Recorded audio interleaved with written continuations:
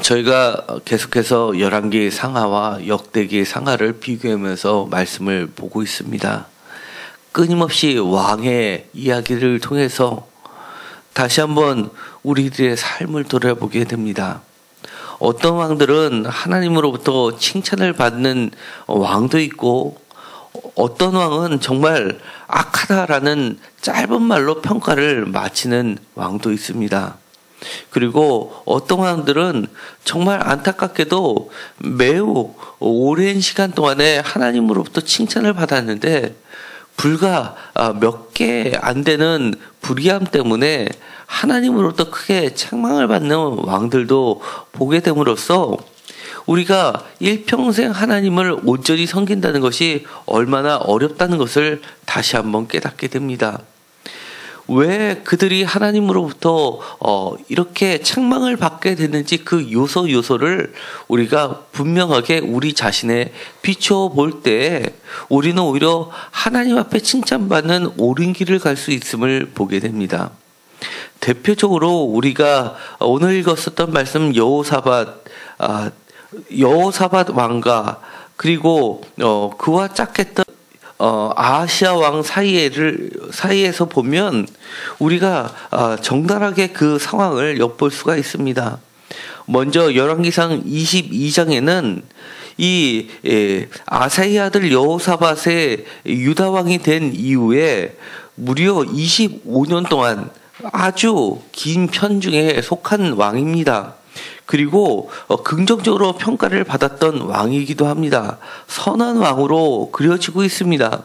그런 왕이 매우 짧게 하나님으로부터 책망받는 모습이 나오게 됩니다. 여러 가지가 이 열왕기상 22장에는 41절부터 50절까지 매우 짧게 묘사가 되어 있지만 얼마나 이 여호사밧 왕이 선한 왕이었는지는 역대하에 가면 무려 4장이 걸쳐서 그려내고 있음을 우리가 보아왔습니다.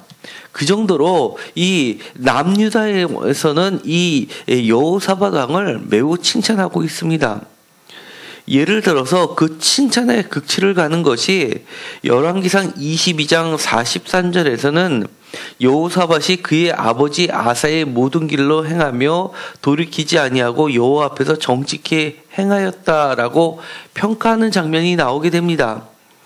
마찬가지로 역대하 20장 32절에서도 그의 아버지 아사의 길로 행하여 돌이켜 떠나지 아니하고 여호와 보시기에 정직히 행하였다라고 그렇게 평가를 하고 있습니다.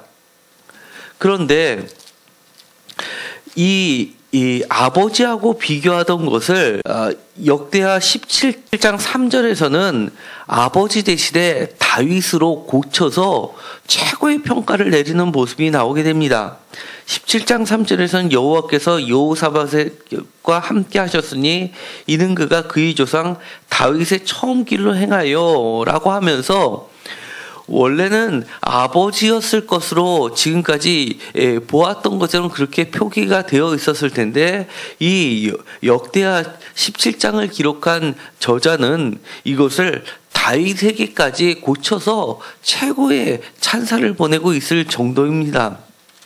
그런데 이 여호사밧 왕이 열왕기 상에는 매우 짧게 소개하고 있는 장면이 나오게 됩니다.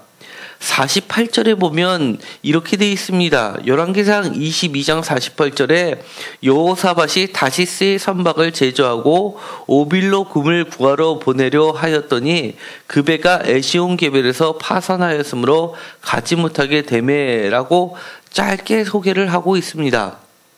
그런데 이 에시온 게벨은 마는이라고 해서 쑥 들어가 있는 지역이고 그곳에부터 배를 출발해서 솔로몬은 이 오빌에서 금을 구했던 기록이 남아 있습니다. 그렇기 때문에 이 중개모역을 통해서 이 부를 축적하려면 이 배의 선박 기술이 필요했기 때문에 이 다시스 쪽과 협력할 수밖에 없었습니다. 그런데 이 사건이 가지 못하기였다라고 짧게 소개하고 있습니다. 반면에 오늘 읽었었던 역대하 20장에서는 이것을 왜 실패했는지를 이렇게 자세하게 이야기를 합니다. 35절부터 이렇게 나와 있습니다. 유다왕 여호사밧이 나중에라고 하면서 처음에는 매우 칭찬을 받고 선한 왕이었는데 막 뒤로 가서 무엇인가 잘못되었음을 지적하고 있는 겁니다.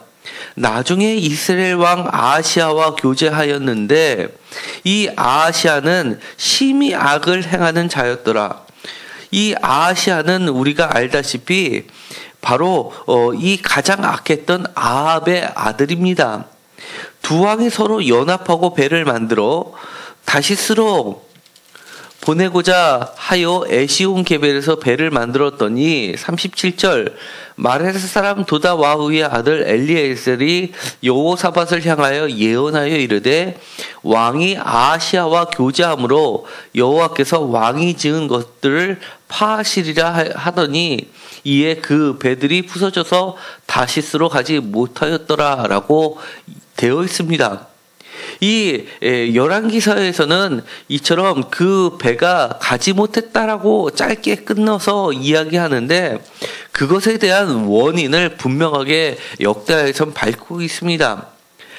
하나님이 원하시지 않고 하나님이 기뻐하시지 않는 사람과 교제하였다, 연합하였다라는 게 원인이 되고 있습니다. 이 배를 만든 이유가 무엇입니까? 가장 사치스럽게 부를 축적했던 바로 이 솔로몬 왕이 했던 것들을 따라했던 겁니다.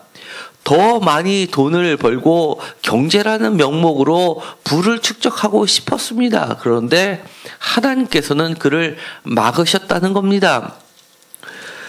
그런데 오늘 우리가 이 말씀을 읽기 전에 초반부에 읽었었던 24절부터 30절까지 이야기가 바로 31절부터 마지막 절 이야기 바로 전에 배치해 놓았다는 것을 우리는 주목하여 볼 필요가 있습니다. 우리가 그저께와 어저께 새벽 예배 때 자세히 다루었던 것의 결론 부분입니다. 전쟁을 통해서 하나님께서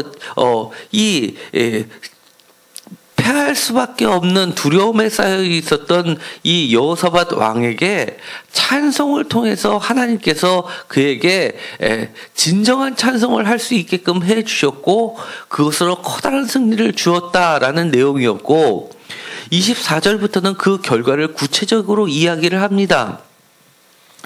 그 전쟁은 하나님이 이루셨던 전쟁이었기 때문에 우리가 살펴본 것처럼 이 23절에 보면 이 3개 국가 중에서 암몬과 모압 자손이 일어나서 제일 힘이 셌던 세일산 사람들을 먼저 쳐부시고 그리고 그 다음에는 이 두 암몬과 모압이 협력했다가 다시 그들이 서로 치고받고 싸움으로써 그 전쟁은 끝나게 될 때는 정말 회개망직한 있을 수도 없는 그런 전쟁의 결과 그것이 이렇게 표현되고 있는 겁니다.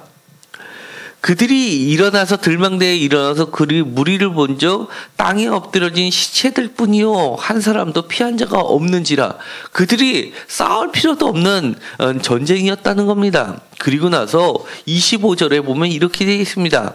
재물과 의복과 보물이 많이 있으므로 각기 탈취하는데 그 물건이 너무 많아 능히 가져갈 수 없을 만큼 많으므로 사흘 동안에 거두어 드리고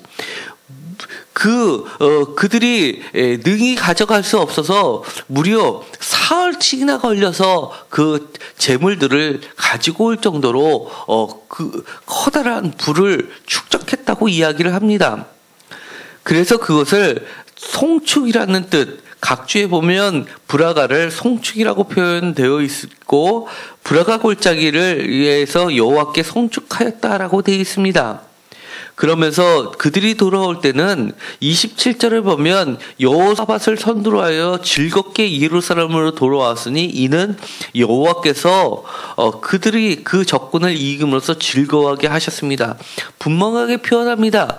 여호와께서 그렇게 해 주셨다는 겁니다. 여호와께서 또 이렇게 이야기합니다. 30절에 그의 하나님이 사방에서 그들에게 평강을 주셨습니다 라고 표현하고 있습니다. 그들이 한 거는 아무것도 없는데 하나님이 막강한 부와 태평을 주셨다는 겁니다. 그런데 그들이 거둬들인 그 재물을 보면 이것도 사실 말이 안 됩니다.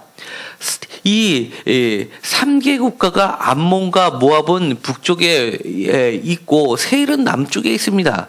그들이 연합해서 연합군을 형식을 가지고서 이 남쪽 유다를 침범하러 왔다라고 하면 이동하기도 만만치 않고 급습을 해야지 되는 상황입니다. 그런데 그들이 이동할 때 그 재물과 의복과 보물들을 그들도 이동하기 어려울 정도로 사흘씩이나 걸려서 이동할 정도로 그렇게 무겁게 하고선 쳐들어온다는 게 사실 말이 안 되는 겁니다. 그런데 그런 전쟁이 있었다는 겁니다. 이 모든 상황을 보면 처음부터 끝까지 말이 되지 않는 상황에 하나님께서 모든 것을 통해서 하나님이 그들은 구경만 했는데 막강한 불을 주셨다는 겁니다. 왜? 그들은 하나님에게 겸손함을 보였기 때문이라고 분명하게 이야기를 합니다.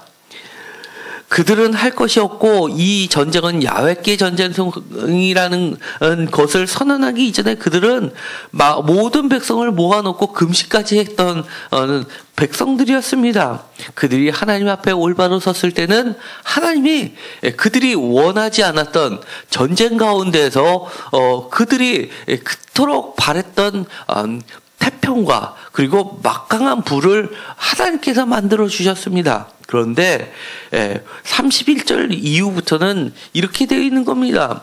그들이 스스로 불을 쫓아오고 나갔는데 하나님께서 그들을 파멸시키셨습니다. 이유는 단 한 가지입니다. 하나님께서 원하지 않는 일을 했기 때문에 그렇다는 겁니다. 이것은 매우 중요합니다.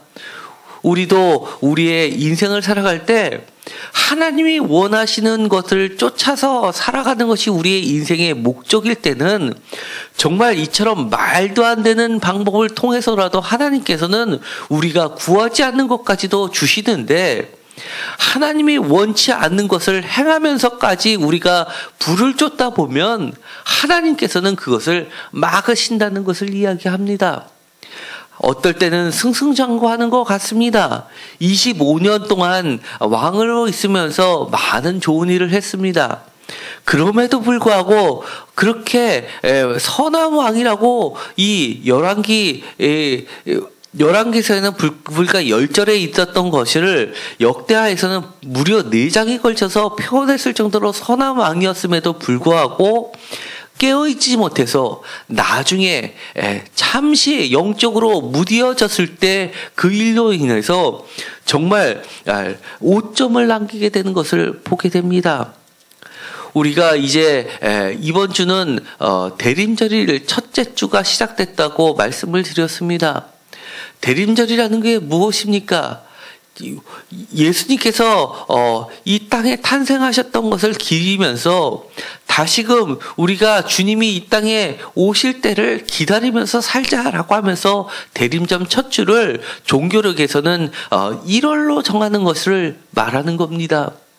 우리가 우리의 꿈이 우리가 그토록 바라는 소망이 이처럼 금을 얻으러 다니는 것이 아니라 하나님께서 원하시고 기뻐하시는 것이 우리가 간절히 바라고 기다리는 그것이 되기를 간절히 소망합니다. 이제 성도님들 가운데서는 어떤 분들은 벌써 은퇴를 하신 분도 있고 또 어떤 분들은 아직 젊은 가운데 있는 분들이 계실 겁니다.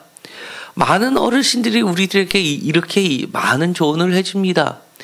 미리 은퇴를 준비하라라고 합니다. 은퇴를 했을 때 더 멋지게 사는 인생이 되어라라고 조언을 해줍니다. 얼마나 지혜로운 모습인지 모르겠습니다. 무엇이 더 멋지게 사는 인생입니까?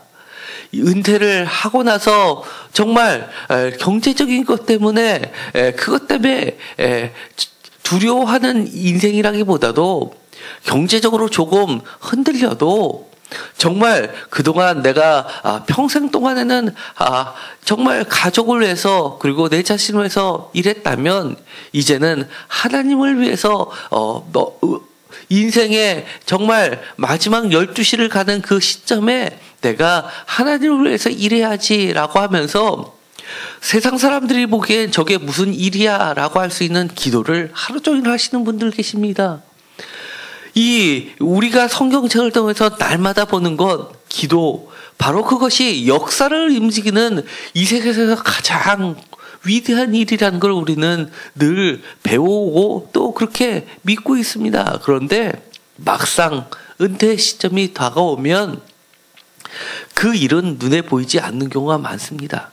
또한 오늘 여호사밧이 했었던 그 찬송, 전쟁에 앞서서 그가 했던 것은 찬송 부르는 것이었는데, 그리고 그가 외쳤던 것 역대하 20장 20절에 보면 여호와를 신뢰하라 그리하면 견고히 서리라, 그의 선지자를 신뢰하라 그리하면 형통하리라 라고 하면서 이것을 외치면서 그들이 했던 것, 노래와 찬송이 시작될 때 22절 여호와께서 복병을 두어 여호와를 치러 온 암몬 자손과 모압과 세일산 주민들을 치게 하심으로 그들이 패하였다. 찬송을 통해서 새로운 역사들이 일어나는 그것을 우리는 반드시 기억해야 됩니다. 이렇게 교회에 나와서 늘 할머니지만 앞자리에 나와서 기도하시면서 찬송 부르시면서 날마다 똑같은 기도지만 그렇게 교회를 위해서 기도하고 나라를 위해서 기도하고 자손들을 위해서 기도하시는 것, 그것처럼 사실 위대한 게 없습니다.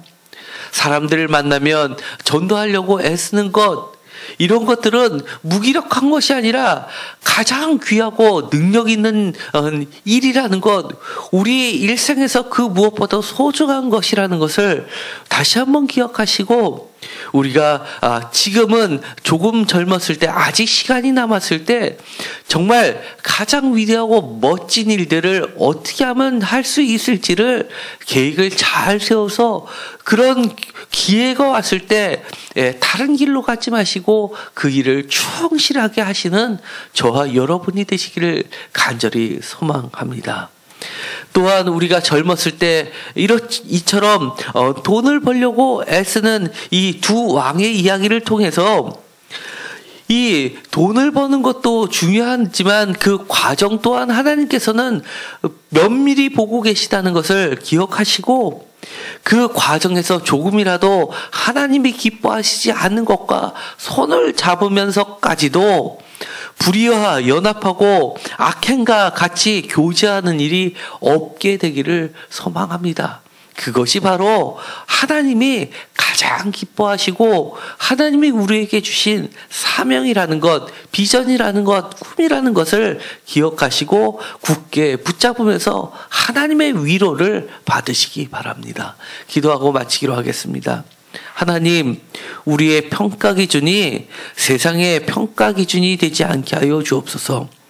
오불의 금을 많이 소유하면 성공한 왕이라 라고 생각하지 않게 하시고, 오히려 하나님이 기뻐하시지 않는 일을 하지 않는 것, 그리고 하나님이 기뻐하시는 것과 함께하는 것, 그리고 조금이라도 불의와 교제하지 않고 악을 끊는 것이, 그것이 무엇보다도 중요한 일이라는 것을 깨닫게 하여 주옵소서. 우리가 하나님 앞에 바로 설 때는 하나님께서 우리가 구하지 아니한 많은 은과 금뿐만 아니라 사방에 태평도 주신다는 것을 다시 한번 보게 됩니다. 또한 우리가 우리의 인생의 12시가 다가갈수록 더욱 우리의 삶을 하나님이 기뻐하시는 모습으로 준비할 수 있게 하여 주옵소서. 우리가 젊었을 때는 하나님이 기뻐하시는 일을 했다가 나중에 인생의 나중에 잘못된 길로 갔을 그런 여호사밧의 왕을 귀감 삼아서 우리는 우리의 인생의 말년이 더욱 하나님 보시기에 기뻐하는 인생이 되게끔 잘 준비할 수 있게 하여 주옵소서. 예수 그리스도의 이름으로 기도드렸습니다. 아멘.